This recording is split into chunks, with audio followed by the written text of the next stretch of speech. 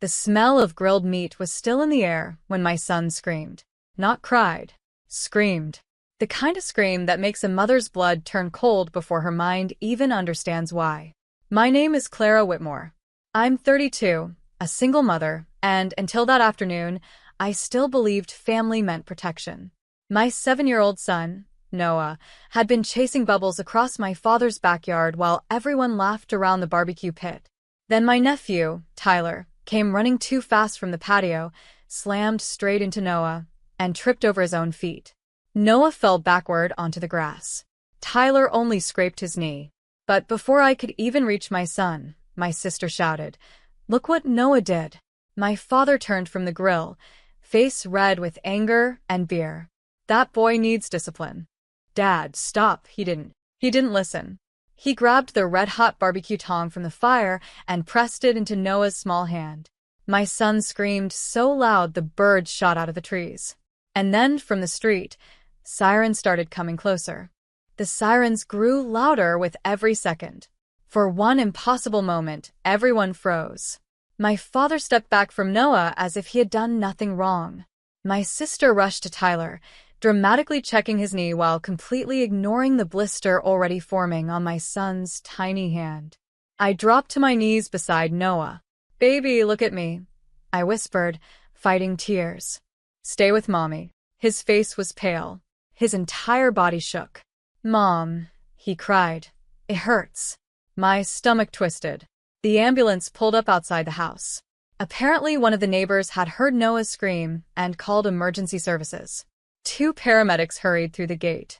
"What happened?" one asked. Before I could answer, my father spoke. "Small accident. Kids playing. Everybody's fine." Fine. The word nearly made me choke. I held up Noah's trembling hand. The paramedic's expression instantly changed. "That is not a minor injury." Silence spread across the backyard. For years, my family had treated me like I was invisible. My father worshipped my older sister, Vanessa. She could do no wrong. Her son Tyler could break windows, steal toys, and bully other children, yet somehow Noah was always blamed. But this time felt different, because the paramedic had quietly pulled out a phone and started documenting everything. The moment the paramedic began taking photos, my father's confidence cracked. "Why are you photographing my property?" he demanded. The paramedic didn't even look up. "I'm documenting a child's injury." The backyard fell silent. My sister crossed her arms. "You're acting like Dad attacked him." I stared at her in disbelief. "Attacked him?" I snapped. "He burned a 7-year-old child's hand with a red-hot tong." Vanessa rolled her eyes. "Oh, please. You're always dramatic."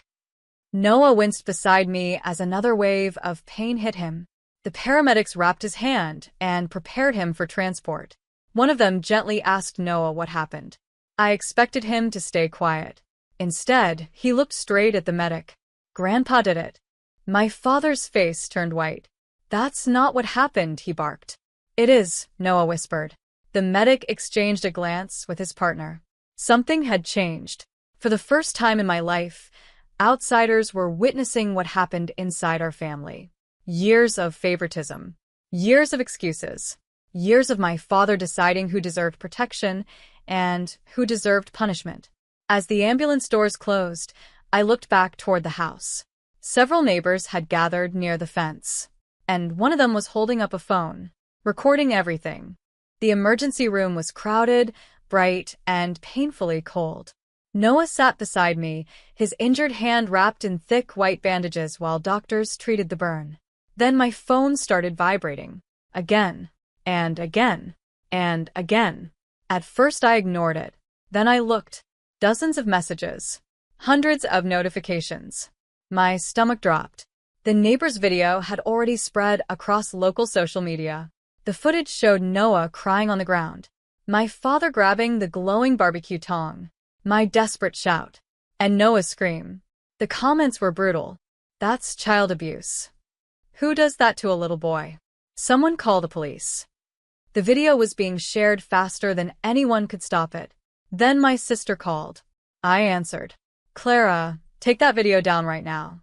"Me?" I laughed bitterly. "I didn't record it." "You're ruining Dad's reputation." I stared through the hospital window. "My son is sitting in a burn unit." For several seconds, she said nothing. Then she whispered something that finally shattered whatever remained of our relationship. "Tyler was crying too, you know." I ended the call. 5 minutes later, a police officer entered Noah's room carrying a tablet. And the first thing he said made my heart stop. "Mrs. Whitmore, we'd like to discuss your father's arrest." For a second, I felt something dangerously close to satisfaction. Then guilt followed. Not because my father was being investigated, because part of me still wanted him to be the father I had spent my entire life hoping for. The officer explained that the video, Noah's statement, the medical report, and multiple witnesses had triggered an immediate investigation. I nodded quietly. Noah deserved protection, not excuses. That night, after Noah finally fell asleep in the hospital bed, I sat alone beside the window. My phone buzzed nonstop. Family members, cousins, aunts, uncles. Every message carried the same theme. "You're destroying the family." Not one asked how Noah was doing. Not one. That was the moment something inside me became calm. Cold. Clear. For years, my father had controlled the family through money. He paid mortgages, funded businesses, covered debts, and everyone protected him because they depended on him, including Vanessa. Especially Vanessa. Then I remembered something. 3 years earlier, my father had convinced me to help manage records for several family investments. I still had copies of contracts, transfers, emails, and financial documents. Back then, I never imagined I'd need them. Now I opened my laptop, and within 10 minutes, I discovered a secret that made my blood run cold.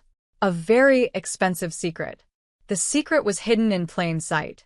For years, my father had been moving money between family businesses and personal accounts. Most of it wasn't illegal, but some of it definitely wasn't clean. The deeper I dug, the worse it became. There were undocumented loans, questionable transfers, tax filings that didn't match internal records. And one name appeared everywhere. Vanessa. My sister had signed documents she clearly never read. She trusted Dad completely, the same way everyone else did. I spent the next 2 days organizing everything. Not altering, not fabricating, just arranging facts. Every document, every signature, every transfer. Then I delivered copies to the attorney handling my father's criminal case, and another set to a forensic accountant who had contacted me after seeing the viral video. The fallout started almost immediately. 3 days later, my father called from home. His voice sounded different, smaller. "You did this." "No," I replied calmly. "You did.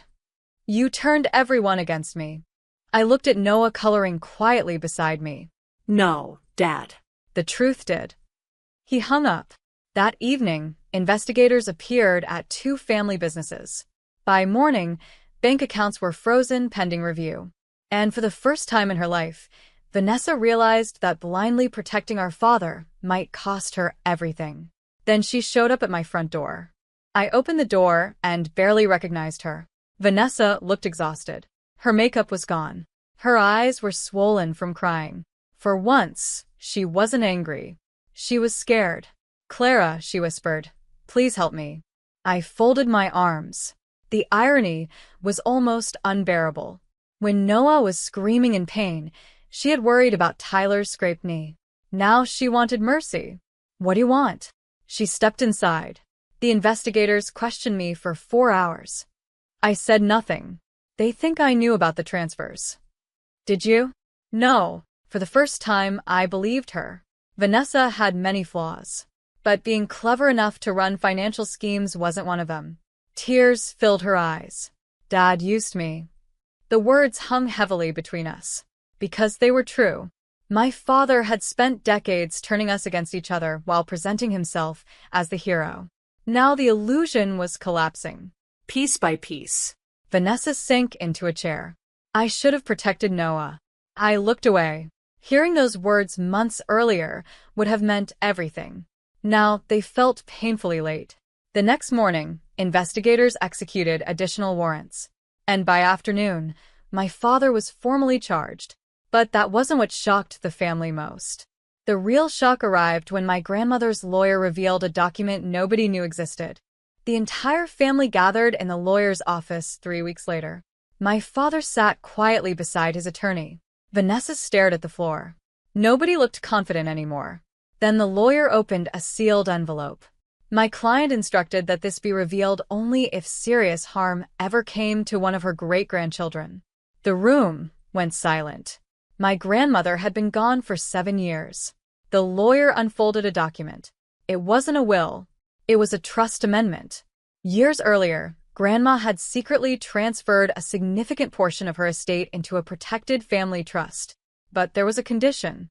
Anyone found guilty of abusing a child would be permanently removed as a beneficiary.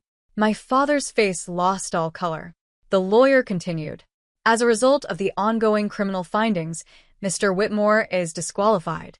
Millions vanished from his future in a single sentence. Nobody spoke. Nobody defended him. For the first time, consequences had finally caught up with him. Later that evening, Noah and I sat on our porch watching the sunset. His injured hand was healing. Slowly. "Mom," he asked softly, "are we okay now?" I smiled and kissed his forehead. "Yes, sweetheart. Because revenge wasn't what saved us. The truth did. And once the truth was finally heard, the people who caused the pain had no place left to hide." Completed.